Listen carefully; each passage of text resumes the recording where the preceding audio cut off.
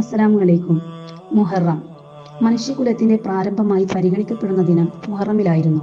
ആദം അലൈഹിസ്സലാം സൃഷ്ടി നടന്ന ദിനത്തെ മുഹറം 10 കരുതപ്പെടുന്നു. മുഹറം ഒരു പുതുവർഷത്തിന്റെ മാത്രമല്ല, അത് സർവ്വചരാചരങ്ങളുടെയും ആരംഭത്തെയും കുറിക്കുന്നു. ആദിമമായ ദൈവിക വിശുദ്ധിയെയാണ് അതുകൊണ്ട് ഉദ്ദേശിക്കുന്നത്. സൃഷ്ടിപ്പിന്റെ നാനാവിധ ഘട്ടങ്ങളിലേക്ക് പ്രവേശിക്കും മുമ്പ് എല്ലാറ്റിന്റെയും ഉത്ഭവമായി വന്നത് വിശുദ്ധ കലിമയാണ്. ആ കലിമയാണ് മുഹമ്മദ് റസൂലുള്ളാഹി സ്വല്ലല്ലാഹു അലൈഹി വസല്ലമയുടെ യാഥാർത്ഥ്യവും. അതിൽ നിന്നാണ് എല്ലാം ഉണ്ടായതും വികസിച്ചതും.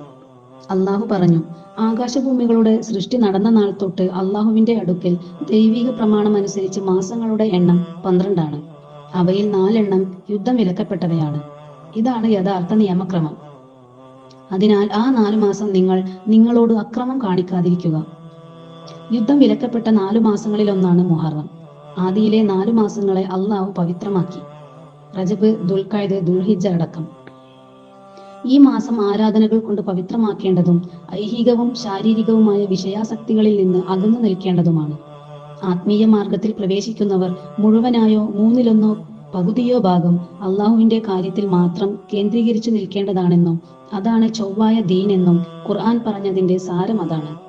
അബൂദർ പറയുന്നു, രാത്രിയിൽ ഏറ്റവും ശ്രേഷ്ഠമായത് ഏതാണ്, ശ്രേഷ്ഠമായ മാസം ഏതാണ് എന്ന് തിരുമേനിയോട് ഞാൻ ചോദിച്ചു. നബി സല്ലല്ലാഹു അലൈഹി വസല്ലം പ്രതികരിച്ചു, രാത്രിയിൽ ഉത്തമമായത് അതിന്റെ മധ്യഭാഗമാണ്. മാസങ്ങളിൽ ശ്രേഷ്ഠമായത് നിങ്ങൾ മുഹറം എന്ന് വിളിക്കുന്ന മാസവും. മുഹറം നോമ്പിന്റെ ശ്രേഷ്ഠതയെക്കുറിച്ച് നബി സല്ലല്ലാഹു അലൈഹി വസല്ലം വിവരിക്കുന്നു. റമളാന് ശേഷം ഏറ്റവും സവിശേഷമായ മാസം മുഹറമാണ്. ഈ മാസം മുഴുവൻ നോമ്പനുഷ്ഠിക്കണമെന്നാണോ അതോ നോമ്പ് അധികരിപ്പിക്കണമെന്നാണോ ഈ ഹദീസിന്റെ ഉദ്ദേശമെന്ന് പണ്ഡിതർ ചർച്ച ചെയ്തിട്ടുണ്ട്. ഹദീസിന്റെ ബാഹ്യാർത്ഥം പരിഗണിക്കുമ്പോൾ മുഹറം മുഴുവൻ നോമ്പനുഷ്ഠിക്കണമെന്നാണ്. എന്നാൽ ഇത് ആധിക്യത്തെ കുറിക്കാൻ ഉപയോഗിച്ച സംജ്ഞയാണെന്നാണ് മറ്റൊരു പ്രബലമായ വീക്ഷണം. കാരണം പൂർണ്ണമായി ഒരു മാസം പ്രവാചകൻ നോമ്പനുഷ്ഠിച്ചത് റമളാനിൽ മാത്രമാണെന്ന ആയിഷ റളിയല്ലാഹു അൻഹയുടെ റിപ്പോർട്ട് അതിന് ബലം നൽകുന്നു. ഇബ്നു അബ്ബാസ് റളിയല്ലാഹു അൻഹുവിൽ നിന്ന് നിവേദനം, നബി സല്ലല്ലാഹു അലൈഹി വസല്ലം മദീനയിലെത്തിയപ്പോൾ ആശൂറ ദിനത്തിൽ ജൂതന്മാർ നോമ്പനുഷ്ഠിക്കുന്നത് ശ്രദ്ധയിൽപ്പെട്ടു. അതിന്റെ കാരണത്തെക്കുറിച്ച് അന്വേഷിച്ചപ്പോൾ ഫറോവയിൽ നിന്ന് മൂസാ നബിയെയും കൂട്ടരെയും അള്ളാഹു രക്ഷിച്ചതിന്റെ മഹത്വ സൂചകമായിട്ടാണെന്ന് അവർ പറഞ്ഞു. അപ്പോൾ പ്രവാചകൻ പ്രതിവചിച്ചു, നിങ്ങളെക്കാൾ മൂസയോട് കടപ്പെട്ടവർ ഞങ്ങളാണ്. അപ്രകാരം അന്ന് നോമ്പനുഷ്ഠിക്കാൻ പ്രവാചകൻ കൽപ്പിക്കുകയും ചെയ്തു. മുസ്ലിമിന്റെ നിവേദനമനുസരിച്ച് മൂസ അതിന്റെ നന്ദി സൂചകമായിട്ട് നോമ്പനുഷ്ഠിച്ചു. ആയിഷ റളിയല്ലാഹു അൻഹയിൽ നിന്ന് നിവേദനം, ജാഹിലിയ്യ കാലത്ത് ആശൂറ ദിനത്തിൽ ഖുറൈശികൾ നോമ്പനുഷ്ഠിച്ചിരുന്നു. നബി സല്ലല്ലാഹു അലൈഹി വസല്ലമയും ആ ദിനം നോമ്പനുഷ്ഠിച്ചിരുന്നു. മദീനയിലെത്തിയപ്പോൾ ജനങ്ങളോടൊപ്പം നോമ്പനുഷ്ഠിക്കാൻ കൽപ്പിക്കുകയും ചെയ്തു. എന്നാൽ റമളാൻ മാസം വ്രതം നിർബന്ധമാക്കപ്പെട്ടപ്പോൾ റമളാനിൽ അവർ നോമ്പനുഷ്ഠിക്കുകയും ആശൂറ നോമ്പ് ഒഴിവാക്കുകയും ചെയ്തു. ഇഷ്ടമുള്ളവർ നോമ്പെടുക്കുകയും നോമ്പ് ഉപേക്ഷിക്കുകയും ചെയ്യട്ടെ എന്നാകുകയും ചെയ്തു.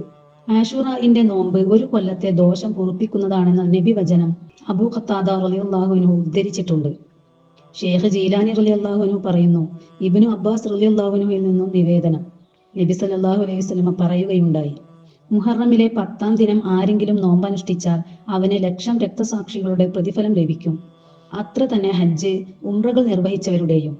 അന്ന് ഒരു യതീമിന്റെ ശിരസിൽ കൈവച്ചാൽ അവന്റെ ശിരസിലെ ഓരോ മുടിയുടെയും എണ്ണമനുസരിച്ച് സ്വർഗ പദവി ഉയർത്തപ്പെടും.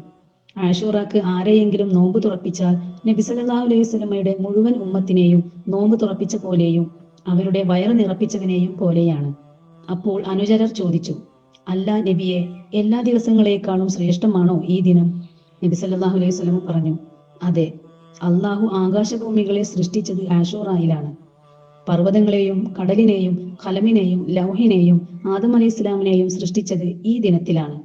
അവരെ സ്വർഗത്തിൽ പ്രവേശിപ്പിച്ചതും ഇബ്രാഹിം നബി അലൈഹി സ്വലാം, ഇസ്മായിൽ നബി അലൈഹി സ്വലാം ജനിച്ചതും അവരെ നമ്രൂദിന്റെ തീക്കുണ്ടാരത്തിൽ നിന്ന് രക്ഷിച്ചതും മകനെ ബലിക്കു സമർപ്പിച്ചതും ഫറോവ മുങ്ങി മരിച്ചതും അയ്യൂബ് നബി അലൈഹി സ്വലാമിനെ രോഗം ഭേദമായതും ആദം അലൈഹി സ്വലാമിനെ അള്ളാഹു തൗബ സ്വീകരിച്ചതും ദാവൂദ് നബി അലൈഹി സ്വലാമിനെ പുറത്തു കടത്തതും ആശൂറ ദിനത്തിലാണ്.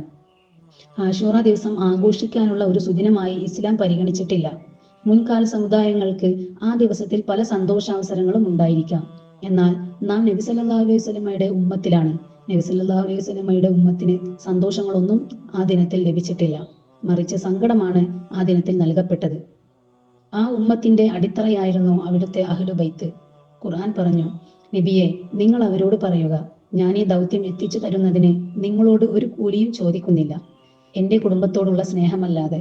നബി സല്ലല്ലാഹു അലൈഹി വസല്ലമയുടെ കണ്ണിലുണ്ണിയും സ്വർഗ്ഗയുവാക്കളുടെ നേതാവുമായ ഇമാം ഹുസൈൻ റളിയല്ലാഹു അൻഹുവിനെയും നബി കുടുംബത്തെയും കശാപ്പ് ചെയ്യപ്പെട്ടതിന്റെ സ്മരണയാണ് നബി സല്ലല്ലാഹു അലൈഹി വസല്ലമയുടെ ഉമ്മത്തിന് ഈ ദിവസത്തിൽ സ്മരിക്കാനുള്ളത്.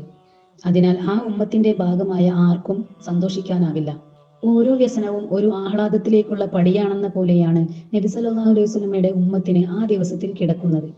ഹുസൈൻ റളിയല്ലാഹു അൻഹുവിനെയും കുടുംബത്തെയും അവരുടെ മാതാവ് ഫാത്തിമ ബീവി റളിയല്ലാഹു അൻഹയും ഉപ്പ അലി റളിയല്ലാഹു അൻഹുവും വല്യുപ്പ നബി സല്ലല്ലാഹു അലൈഹി വസല്ലമയും സഹോദരൻ ഹസൻ റളിയല്ലാഹു അൻഹുവും സ്വർഗീയ മഹത്തുക്കളൊക്കെയും ചേർന്ന് അള്ളാഹുവിന്റെ സന്നിധിയിലേക്ക് ആനയിച്ച മഹത് സുദിനമായിരുന്നു അത്. പക്ഷേ ആ സന്തോഷത്തെ സ്ഥാപിച്ചത് ഒരു തീരാ ദുഃഖത്തിലായിരുന്നു. അതിനാൽ ആ സങ്കടത്തിലൂടെയാണ് നാം ദൈവിക സന്നിധിയിലെ സന്തോഷത്തിലേക്ക് കടന്നു ചെല്ലേണ്ടത്.